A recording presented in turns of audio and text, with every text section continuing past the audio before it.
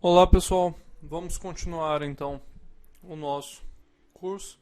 Nós estamos falando sobre camada limite nesse capítulo e esse subitem 8.3 ele vai definir para a gente a equação integral da quantidade de movimento. O que é o mais importante para a gente nesse momento? Nesse momento que nós queremos é determinar o delta x, tá? Então vamos considerar esse caso aqui, nós temos uma placa plana, o escoamento passando sobre a placa plana e nós temos esse volume de controle aqui. O que tem nesse volume de controle? Eu tenho fluxo de massa nessa direção aqui, eu tenho fluxo de massa nessa direção aqui, e o que eu tenho entre BC? Eu tenho fluxo de massa também, tá? Por que eu tenho fluxo de massa também?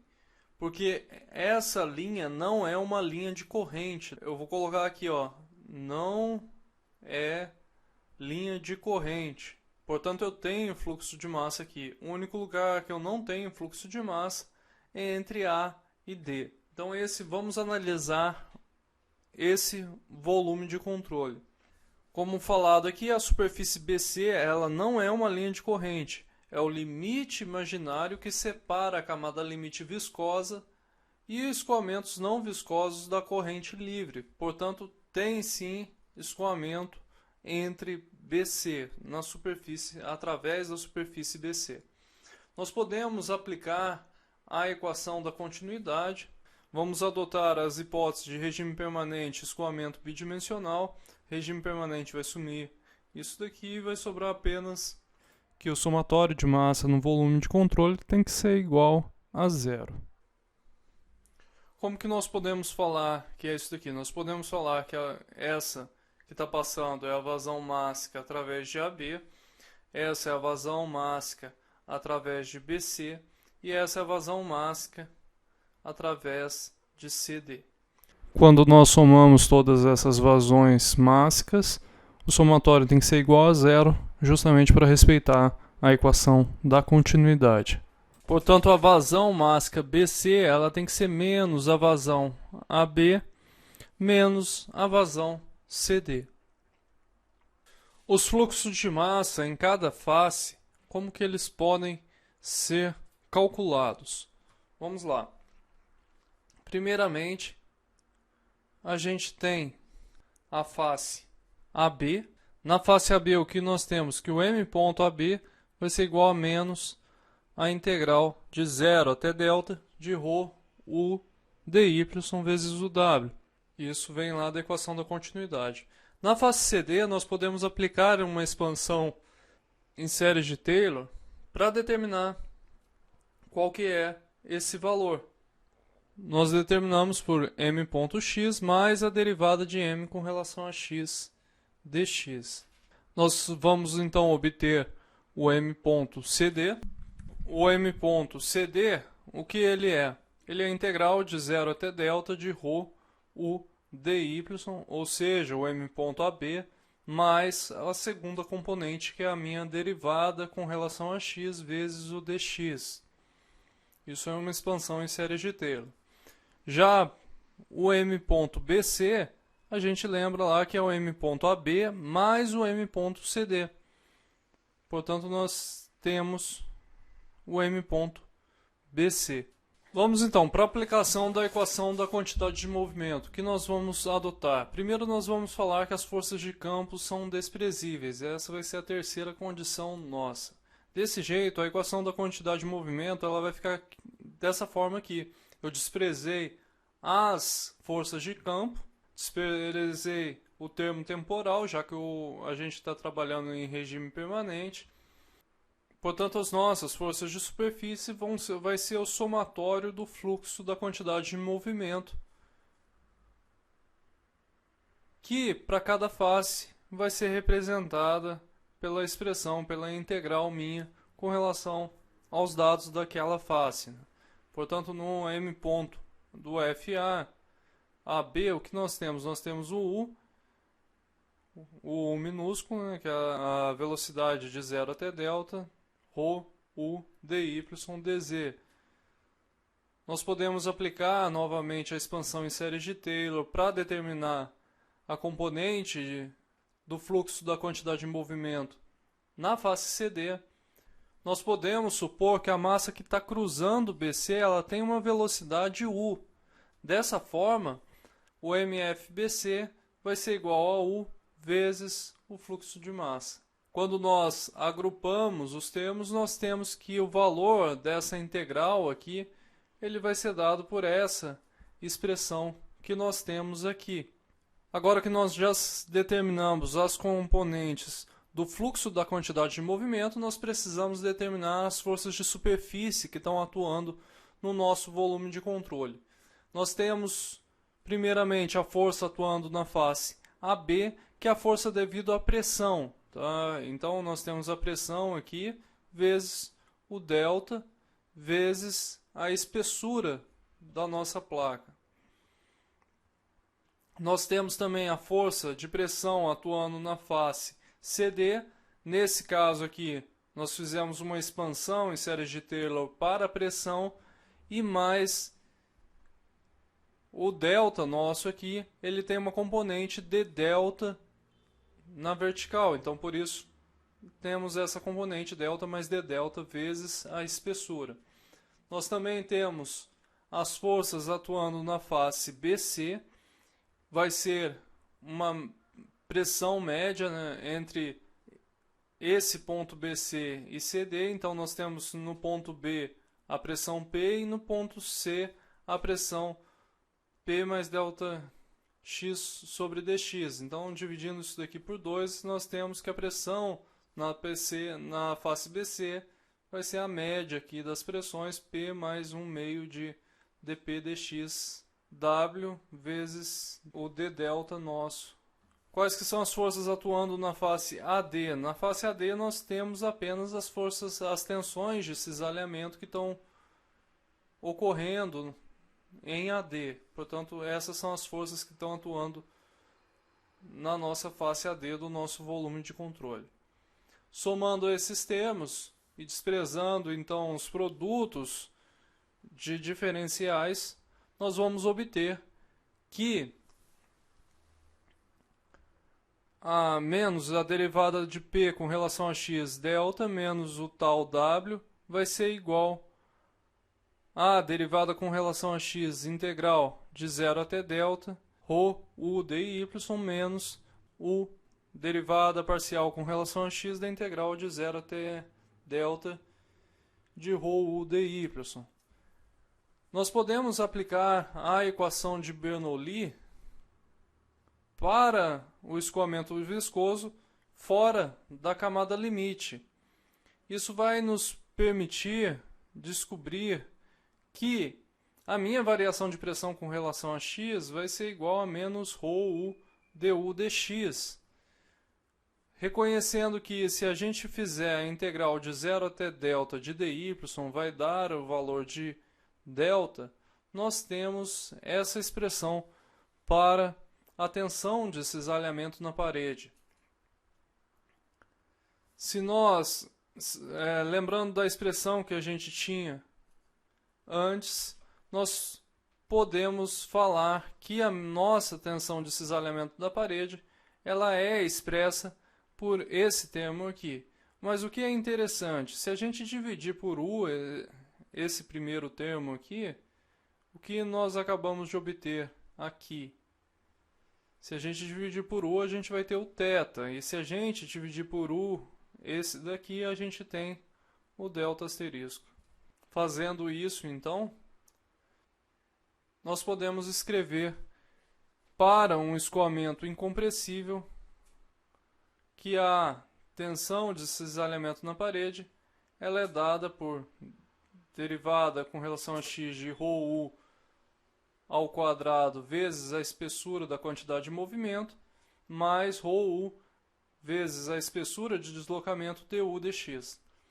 Lembrando que as restrições que a gente aplicou são de escoamento em regime permanente, escoamento incompressível, bidimensional e sem forças de campo paralelas à superfície. Essa equação é válida tanto para a camada limite laminar quanto turbulenta. A gente não especificou se ela era válida apenas para camada limite laminar ou turbulenta. Portanto, ela é válida para ambos os casos. Nós devemos, o grande problema é obter essa aproximação inicial para U de x. Nós devemos considerar uma forma razoável para o perfil de velocidade dentro da camada limite. Usualmente, a gente aproxima como sendo um polinômio, e nós podemos, a partir disso, deduzir uma expressão para a tensão de cisalhamento na parede, usando os resultados do item anterior. O que acontece quando nós temos, então, um escoamento com gradiente de pressão zero? O que acontece, então, quando nós temos um escoamento com gradiente de pressão zero? Nós podemos deduzir uma equação da quantidade de movimento integral para esse escoamento. Então, vamos considerar o caso que nós temos o escoamento da corrente livre ele sendo constante. Quase todas as deduções que nós vamos fazer nesse capítulo, nós vamos supor isso daqui para simplificar um pouco o nosso problema. Ou seja, a velocidade da corrente livre, ela sempre é paralela à placa, a gente não vai trabalhar em duas dimensões, porque vai complicar um pouco a nossa análise. Nós vamos considerar que ela é paralela à análise e que ela é constante. Então, nós temos a expressão tal W, que foi definida. Então, vamos definir o eta como sendo y sobre delta. E, portanto, delta y vai ser delta vezes delta eta. Portanto, nós podemos dividir essa expressão aqui por delta, tá? Eu vou dividir essa integral por delta e multiplicar por delta. Então, eu vou ficar a derivada de delta com relação a x. E agora eu vou ter uma integral de 0 até 1 de u sobre uzinho sobre uzão, que vai multiplicar 1 menos uzinho sobre uzão delta eta. Nós podemos considerar que uzinho sobre uzão, ela é um funcional de eta, ou seja, de y sobre delta. Essa relação é um funcional de y sobre delta. E essa distribuição de velocidades ela deve satisfazer essas seguintes condições de contorno. Para y igual a zero, a velocidade é zero, ou seja, condição de não deslizamento. Para y igual a delta, ou seja, acima de y igual a delta, eu tenho que a minha velocidade u ela tem que ser igual à velocidade u da corrente livre. E em y igual a delta, eu não tenho, a partir de y igual a delta, eu não tenho mais variação de u com y, ou seja, a derivada de u com relação a y é igual a zero. Nós podemos encontrar uma expressão, então, de tal w em função do delta meu da espessura da camada limite. Se a gente tiver um escoamento laminar, nós podemos falar que a nossa velocidade u é um polinômio a, b, y mais cy ao quadrado. Nós podemos avaliar aquelas condições de contorno que eu apresentei para vocês e vocês vão determinar, depois vocês fazem isso, e vocês vão conseguir encontrar essa expressão aqui, uzinho sobre uzão é igual a 2y sobre delta menos y sobre delta ao quadrado, que vai ser igual a 2 eta menos eta ao quadrado. Nós podemos substituir esse perfil de velocidade para tal w na definição da tensão de cisalhamento na parede, que é μ du dy, quando y é igual a zero. Fazendo isso, nós temos a expressão para tensão de cisalhamento na parede em função de eta. Fazendo a troca de variáveis aqui, colocando a expressão de uzinho sobre uzão, nós temos que a tensão de cisalhamento na parede é dada por 2μu sobre delta. Se nós lembrarmos da expressão que a gente tinha determinado, as duas expressões elas devem ser equivalentes. Portanto, nós podemos igualar as duas expressões. Quando nós substituímos o perfil de velocidade nessa equação, nós podemos resolver então essa integral. Quando nós integramos e substituímos os limites, nós obtemos que delta de delta vai ser igual a 15μ ρ u dx. Vocês observem que isso daqui eu fiz a integral aqui e acabei separando já por variáveis, passando alguns passos para não ficar tanta matemática assim. Se vocês quiserem mais detalhes, é só fazer a dedução na mão que vocês conseguem ver esses passos que eu estou pulando aqui. Nós podemos integrar, então, já que separamos por variáveis, nós podemos integrar isso daqui. Se a gente considerar que em x igual a zero, ou seja, lá no começo do meu bordo de ataque, a minha espessura é zero, nós podemos falar que o c é zero também. Dessa forma, nós podemos encontrar que o delta vai ser 30μx sobre ρ vezes u. Nós podemos tirar esse x para fora da integral e isso daqui acaba virando o nosso reino de x. Portanto, delta é 5,48 sobre reino de x, isso para escoamento laminar. No capítulo 6, a gente definiu o coeficiente de atrito.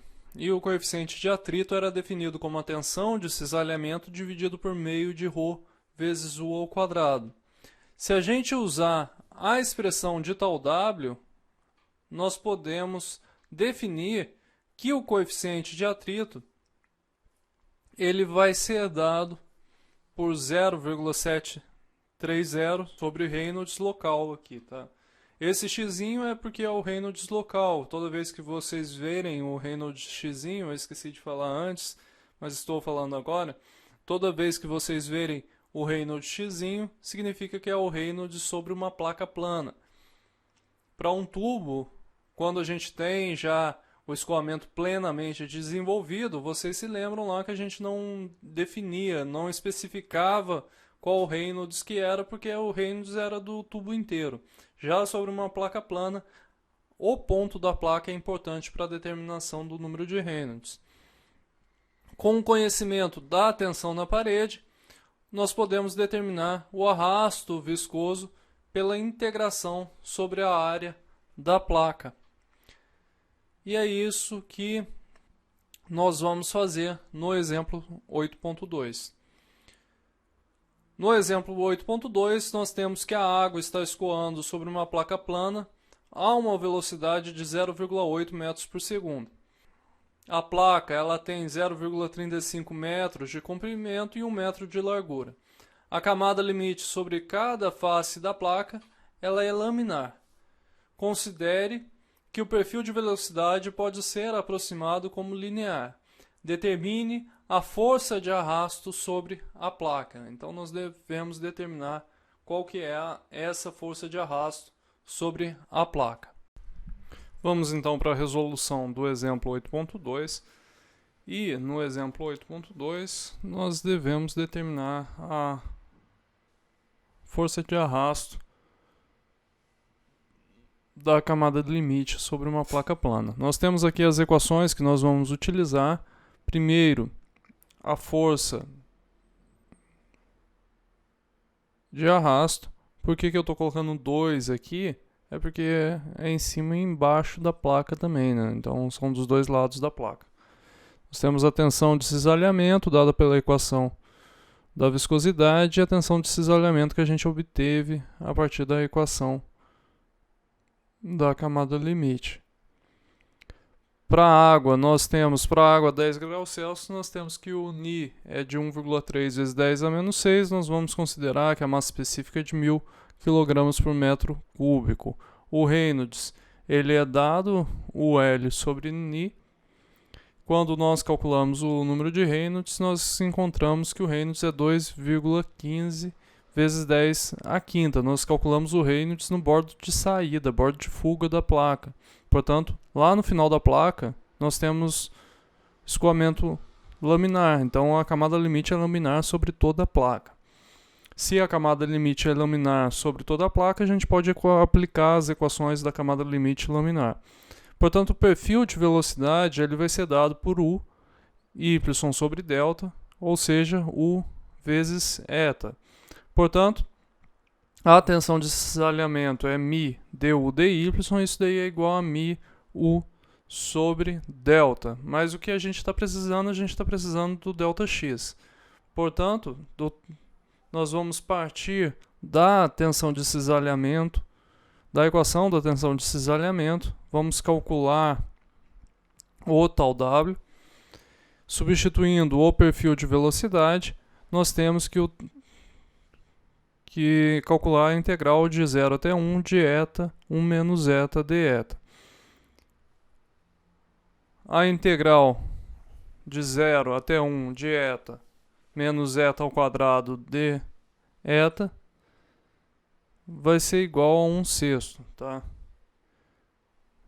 Isso nós podemos substituir na expressão de tal W, e quando nós fazemos isso, nós obtemos 1/6 de ρ U ao quadrado de θ dx. Esse é o perfil de velocidade. Eu vou chamar aquela equação lá de cima de 1 e essa de 2, e nós podemos igualar 1 e 2. Quando nós fazemos isso, nós temos que U vezes μ sobre delta é igual a 1/6 de ρ U ao quadrado de delta dx. Nós podemos separar por variáveis e em seguida nós podemos integrar. Separando por variáveis, então, e integrando, nós temos delta ao quadrado sobre 2 é igual a 6.000 ρu vezes x mais c. Mas o que está acontecendo? Lá no bordo de ataque da sua placa, a camada limite é zero. Então, delta de 0 é igual a 0. Quando nós substituímos isso nessa equação, nós encontramos que a constante c é 0. O delta sobre x, nós podemos calcular isso e nós vamos determinar 12 sobre Reynolds x, tá? Isso é igual, quando a gente tira a raiz de 3,46, vai ficar 3,46 sobre raiz de Reynolds x. Com isso, nós podemos estimar a nossa força de arrasto. A força de arrasto, então, é 2. Novamente, o 2 está aqui porque eu tenho a força de arrasto tanto na parte superior quanto inferior da placa. W, integral de 0 até L, μ, U, delta, dx. A força vai ser 2W, integral de 0 até L de μ, U, raiz de ρ, U, x sobre 12 μ. Resolvendo essa integral, nós temos que a força de arrasto vai ser 2μ W U sobre raiz de 3, que vai multiplicar o L sobre Ni.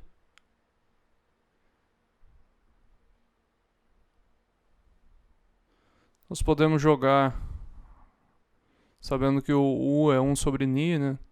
Nós podemos jogar isso na equação e a gente vai obter que a força de arrasto, quando substitui os valores, é 0,557 newtons.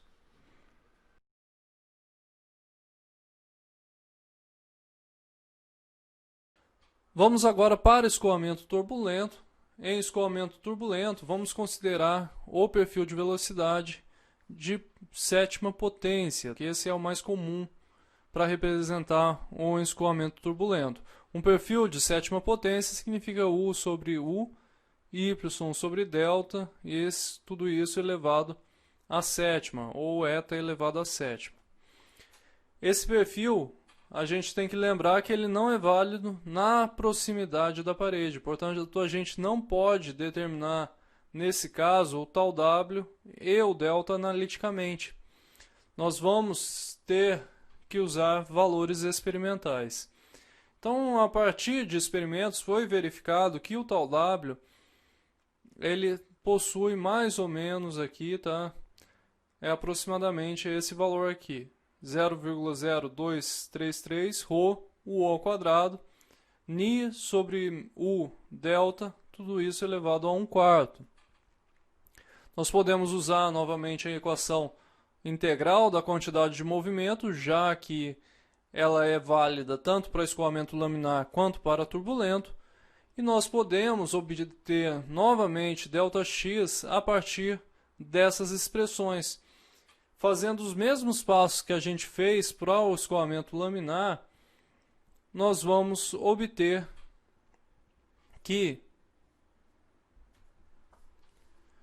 delta vai ser igual a 0,382 ni sobre U elevado a 1/5 vezes x a 4/5, ou delta sobre x é igual a 0,382 reino de x elevado a 1/5.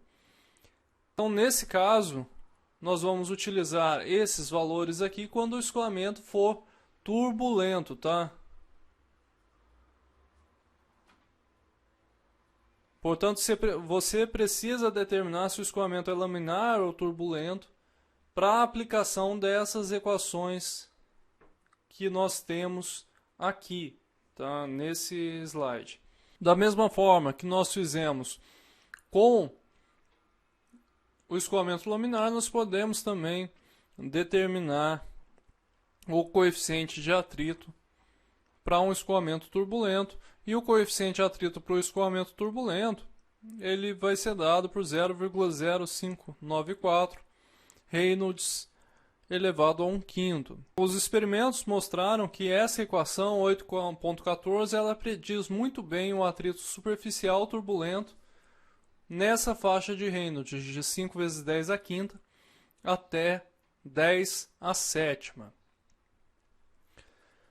O exemplo 8.3 ele vem justamente para estimar esse arrasto de atrito superficial que nós temos. Portanto, ar padrão ele escoa sobre uma placa horizontal, plana e lisa, com velocidade da corrente livre de U igual a 20 metros por segundo. O comprimento da placa é de 1,5 e a sua largura é de 0,8. E o gradiente de pressão ele é 0. A camada limite é desencadeada, turbulenta, desde a borda de ataque. O perfil de velocidades é bem representado pela expressão de potência 1/7, ou seja, um perfil sétimo de potência. Avalie a espessura da camada limite delta, na borda de fuga, da placa. Calcule a tensão de cisalhamento de parede na borda de fuga da placa. E estime o arrasto de atrito superficial sobre a porção da placa entre x igual a 0,5 e a borda de fuga. Então, nós queremos saber qual que é o arrasto de atrito entre 0,5 e 1,5, que é o comprimento da placa, ou seja, o bordo de fuga da placa. Ok? Vamos para a resolução, então. Vamos começar, então, colocando todos os dados que foram fornecidos pelo problema. A velocidade é de 20 metros por segundo, o comprimento é de 1,5, a largura de 0,8, o Ni é 1,46 vezes 10 a menos 5 metros quadrados por segundo, o Rho 1,23 kg por metro cúbico e o X1 de 0,5. Nós devemos encontrar qual que é o delta em x igual a L, o tal W, para x igual a L também, a tensão de cisalhamento na parede em x igual a L, e a força de arrasto na porção entre 0,5 e L. O delta sobre x, a gente vai utilizar a expressão 0,33 382 sobre Reynolds a 1 sobre 5. O coeficiente de arrasto é tal W dividido por meio de ρ U ao quadrado, que é igual a 0,0594 Reynolds elevado a 1/5. Nós vamos assumir que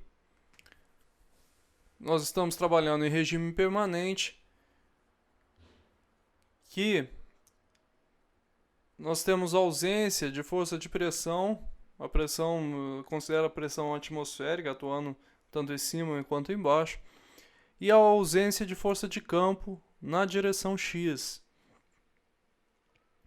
O Reynolds, lá no final da borda, na borda de fuga da placa, é UL sobre Ni, que dá 2,05 vezes 10 a sexta.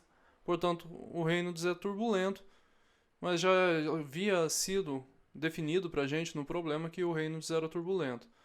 Fazendo isso, nós encontramos que o ΔL é igual a 31,3 milímetros, ou seja, a espessura da camada limite lá na borda de fuga é de 31,3 milímetros. Similarmente, a gente pode determinar qual que é a tensão de cisalhamento na parede na borda de fuga, aplicando o Reynolds lá no final, o Reynolds L. Para isso, a gente encontra que a tensão de cisalhamento na parede é de 0,798 Pascal.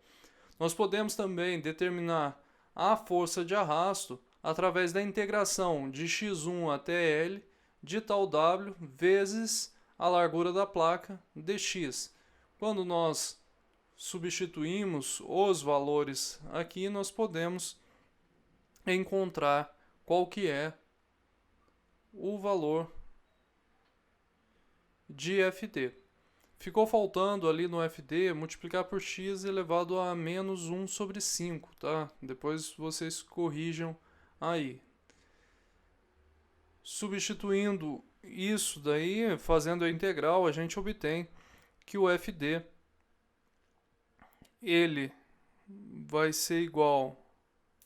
Agora apareceu a integral de 0 até L de x elevado a menos 1/5. O x elevado a menos 1/5 está faltando na primeira linha do FD. O FD vai ser 5 quartos de meio de ρ U ao quadrado B, que vai multiplicar L vezes 0,594 sobre Reynolds elevado a 1/5, isso menos x1 0,594 sobre Reynolds elevado a 1/5. Nós podemos calcular esses valores, tá? Vamos integrar lá de x1 até L. Nós podemos calcular tanto o Reynolds de x1. O Reynolds de x1 é 6,849 vezes 10 até a quinta. Isso vai nos dar que esse valor 0,0594 sobre Reynolds x1 até 1/5 dá 4,043 vezes 10 a menos 3. Nós podemos fazer a mesma coisa para o Reynolds de XL. Então 0,0594 Reynolds de XL elevado a 1/5 vai dar 3,245 vezes 10 a menos 3. Nós substituindo esses valores lá e substituindo os outros valores, a gente vai encontrar que a força de arrasto é de 0,70 newtons. E essa é a força de arrasto. E agora a gente termina esse segundo vídeo. Eu espero vocês no próximo vídeo, a gente já está chegando no final do curso. Então, muito obrigado por terem assistido até aqui.